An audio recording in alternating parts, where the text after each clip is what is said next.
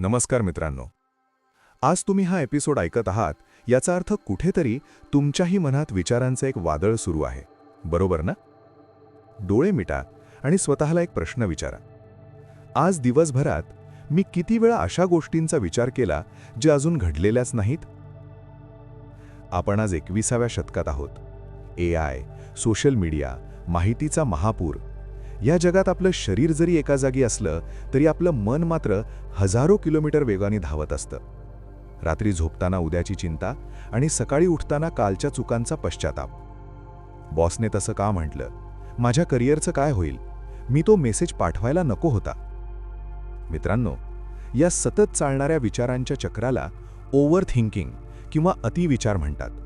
आणि हा आजार कॅन्सरपेक्षाही वेगाने आपल्याला आतून पोखरत आहे. आज आपण एका अशा पुस्तकाचं सखोल विश्लेषण करणार आहोत जे या अतिविचाराच्या चक्रव्यूहातून बाहेर पडण्याचा एक अत्यंत प्रॅक्टिकल आणि मानसशास्त्रीय मार्ग दाखवतं. पुस्तकाचं नाव आहे keep calm 102 pieces of wisdom to find peace, stop over thinking and carry on with your life. आणि याचे लेखक आहेत निक ट्रेंटन. निक ट्रेंटन हे स्वतः सायकॉलॉजी आणि मानवी वर्तनाचे अभ्यासक आहेत. या पुस्तकात त्यांनी 102 असे छोटे छोटे पण अत्यंत प्रभावी सल्ले दिले आहेत जे तुम्हाला शांत राहायला शिकवतात. पुढचे काही मिनिटे आपण या पुस्तकातील सर्वात महत्त्वाच्या आणि लाईफ चेंजिंग तत्वांचा अभ्यास करणार आहोत. ही वेळ तुमच्या स्वतःसाठी आहे. जगाचा गोंधळ विसरा, हेडफोन्स लावा, एका जागी शांत बसा आणि चला स्वतःच्या मनाला कंट्रोल आणि शांत करायला शिकूया. सर्वात आधी समजून घेऊया की आपण अतिविचार का करतो. निक ट्रेंटन पुस्तकाच्या सुरुवातीलाच एक खूप महत्त्वाचा खुलासा करतात. ते म्हणतात, over thinking is not a personality trait, it is a survival mechanism gone wrong. म्हणजेच अतिविचार हा तुमचा स्वभाव नाहीये, ती तुमच्या मेंदूची जगण्याची एक पद्धत आहे जी आता बिघडलीय. हजारो वर्षांपूर्वी जेव्हा माणूस जंगलात राहायचा तेव्हा त्याला सतत सावध राहावं लागायचं. झुडपातून आवाज आला, वाघ तर नसेल, हा भीतीचा विचार त्याला जिवंत ठेवायचा. आपला मेंदू धोका म्हणजे थ्रेट ओळखण्यासाठी डिझाईन केलेला आहे. पण आजच्या काळात जवळ वाघ नाहीत. मग आपला मेंदू काय करतो? तो बॉसच्या रागावण्याला, EMIच्या मेसेजलाच वाघ समजतो. निक ट्रेंटन इथे इल्युजन ऑफ कंट्रोल ही संकल्पना मांडतात. आपल्याला वाटतं की जर आपण एखाद्या प्रॉब्लेमचा 100 वेळा विचार केला तर आपण तो प्रॉब्लेम कंट्रोल करू शकू. समजा तुमची उद्या एक महत्त्वाची मुलाखत आहे. तुम्ही रात्रभर विचार करता, मी हे बोललो तर ते काय विचारतील, मग मी काय उत्तर देईन. लेखक विचारतात, या विचारांमुळे तुमची मुलाखत खरंच चांगली होते का? नाही, उलट तुमची ऊर्जा संपते आणि दुसऱ्या दिवशी तुम्ही ब्लँक होता. विचार करणे आणि अतिविचार करणे यात फरक आहे. विचार करण्यामुळे तुम्हाला सोल्युशन मिळतं, अतिविचार करण्यामुळे फक्त प्रश्न वाढतात. जेव्हा तुमचे विचार गोल गोल फिरायला लागतात आणि कृती शून्य असते तेव्हा समजून जा की तुमचा मेंदू तुम्हाला फसवतोय. पुढच्या वेळी जेव्हा तुमचं मन असे विचार सुरू करेल तेव्हा स्वतःला फक्त एक प्रश्न विचारा, is this thought helping me take action or just paralysing me? हा विचार मला कृती करायला मदत करतोय की मला फक्त अडकवून ठेवतोय? निक ट्रेंटन या पुस्तकात कॉग्निटिव्ह डिस्टॉर्शन्सवर खूप सखोल चर्चा करतात. कॉग्निटिव्ह डिस्टॉर्शन म्हणजे आपल्या मनाच्या विचार करण्याच्या चुकीच्या पद्धती. आपण सत्याला कसा चुकीचा रंग देतो हे यात सांगितलंय. लेखकाने दिलेल्या 102 टिप्सपैकी काही सर्वात महत्त्वाच्या आणि लाईफ चेंजिंग तत्वांचा आपण अभ्यास करूया. पहा, यापैकी तुम्ही कोणत्या चुका करता? 1. कॅटॅस्ट्रॉफायझिंग म्हणजेच राईचा पर्वत करणे. ही अतिविचार करणाऱ्यांची सर्वात आवडती सवय आहे. एका छोट्याशा निगेटिव्ह गोष्टीचा विचार करून थेट जगाच्या अंतापर्यंत पोहोचणे. उदाहरणार्थ, बॉसने मला मीटिंगमध्ये काहीच विचारलं नाही, याचा अर्थ तो माझ्यावर नाराज आहे, याचा अर्थ माझं प्रमोशन थांबणार, याचा अर्थ माझी नोकरी जाणार आणि मी रस्त्यावर येणार. बघा, एका क्षुल्लक गोष्टीचा मेंदूने कसा स्फोट केला. जेव्हा असा विचार येईल तेव्हा स्वतःला थांबवा आणि फॅक्ट्स तपासा. फॅक्ट एवढीच आहे की बॉसने तुम्हाला मीटिंगमध्ये तुम्हाला विचारलं नाही.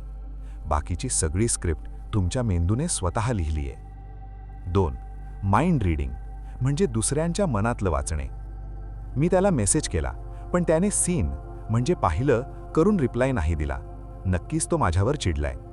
लेखक म्हणतात, आपण कुणीही अंतर्यामी नाही आहोत. समोरचा माणूस कदाचित ट्रॅफिकमध्ये असेल, आजारी असेल किंवा बिझी असेल. आपण दुसऱ्याच्या वागण्याचा अर्थ स्वतःच्या असुरक्षिततेतून लावतो. माइंड रीडिंग करणं थांबवा. शंका असेल तर थेट विचारा. 3. Black and white thinking. एकतर मी पूर्णपणे यशस्वी होईन, नाहीतर मी एक नंबरचा लूजर आहे. आयुष्य कधीच ब्लॅक अँड व्हाईट नसतं. ते करड्या रंगाच्या म्हणजेच ग्रे छटांमध्ये असतं. एक प्रोजेक्ट फेल गेला म्हणजे तुमचं पूर्ण करिअर फेल होत नाही. स्वतःला परफेक्शनिझमच्या तुरुंगातून बाहेर काढा. जेव्हा तुम्ही या मानसिक त्रुटी ओळखायला लागता, तेव्हा तुमच्या लक्षात येतं की तुमचे 90% विचार हे खोटे आहेत. आणि जो विचार खोटा आहे त्याला घाबरायचं कशाला?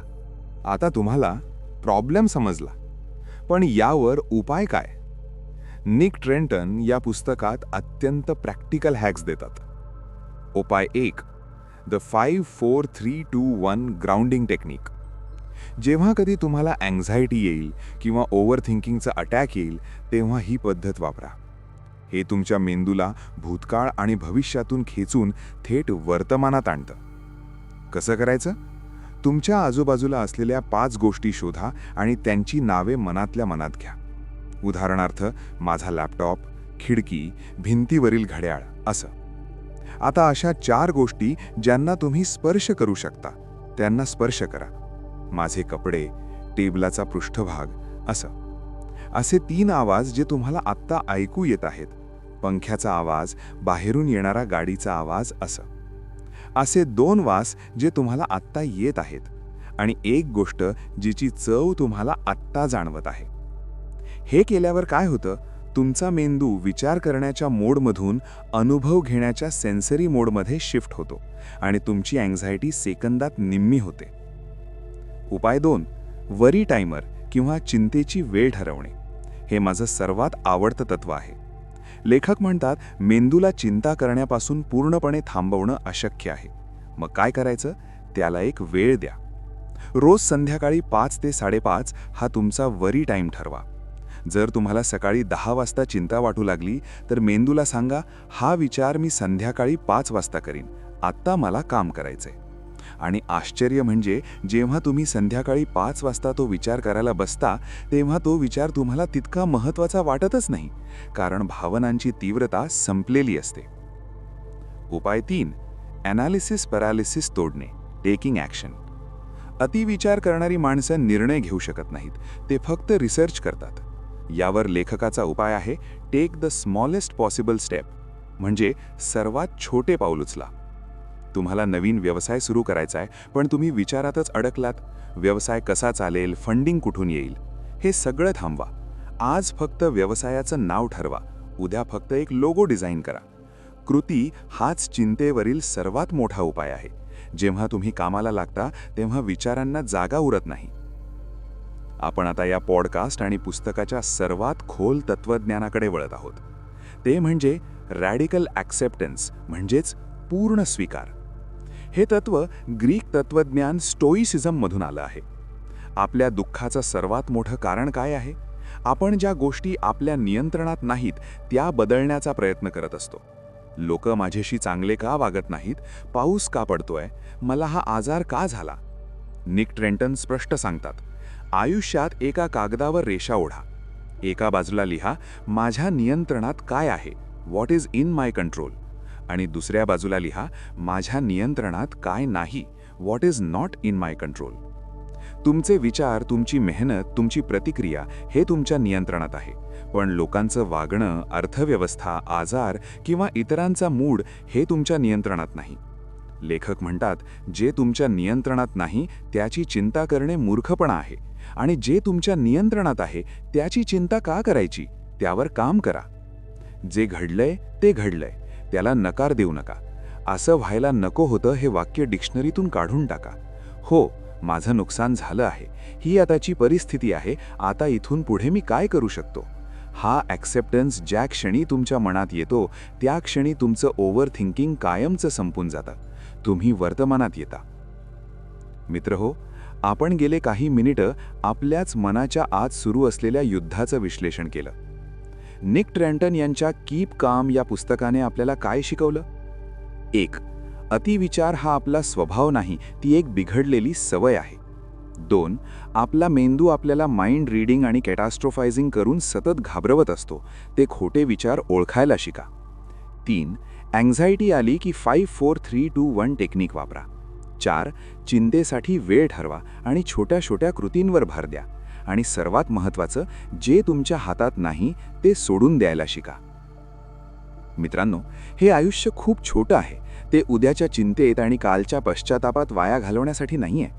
तुमच्या आत आधीपासूनच एक अथांग शांतता दडलेली आहे. तुम्हाला ती बाहेरून आणायची नाहीये. तुम्हाला फक्त त्या शांततेवर साचलेली अतिविचारांची धूळ साफ करायची आहे. जेव्हा रात्री झोपायला जाल तेव्हा स्वतःला सांगा, मी माझं सर्वोत्तम काम केलं आहे. आता जे काही होईल ते मी सांभाळून घेईन. I will handle it. हा विश्वासच तुम्हाला शांत झोप देईल. तुम्ही तुमचा अतिशय मौल्यवान वेळ आम्हाला दिलात त्याबद्दल मी आपला अत्यंत आभारी आहे. जर तुम्ही स्वतःला ओव्हर थिंकिंगमध्ये अडकलेलं पाहत असाल तर कीप काम हे जर तुम्ही पुस्तक अजून वाचलं नसेल तर याची लिंक मी खाली डिस्क्रिप्शनमध्ये दिली आहे आणि कॉमेंट सेक्शनमध्येही पिन केली आहे. त्यावर क्लिक करून तुम्ही हे पुस्तक घरपोच मागवू शकता. विकत घ्या आणि नक्की वाचा. हा एक लाईफ सेवर आहे. हा एपिसोड तुम्हाला कसा वाटला? यापैकी कोणती टेक्निक तुम्ही उद्यापासून वापरणार आहात हे मला नक्की सांगा. जर हा एपिसोड तुमच्या मनाला भिडला असेल तर जोडीदारासोबत आणि मित्रांसोबत नक्की शेअर करा. तोपर्यंत भूतकाळ विसरा, भविष्याची चिंता सोडा आणि आत्ताच्या या सुंदर क्षणात शांत रहा. Keep calm and carry on. आणि हो, नेहमी आनंदी रहा. भेटूया पुढच्या एपिसोडमध्ये एका नवीन पुस्तकासोबत आणि एका नवीन जीवन दर्शनासोबत. धन्यवाद.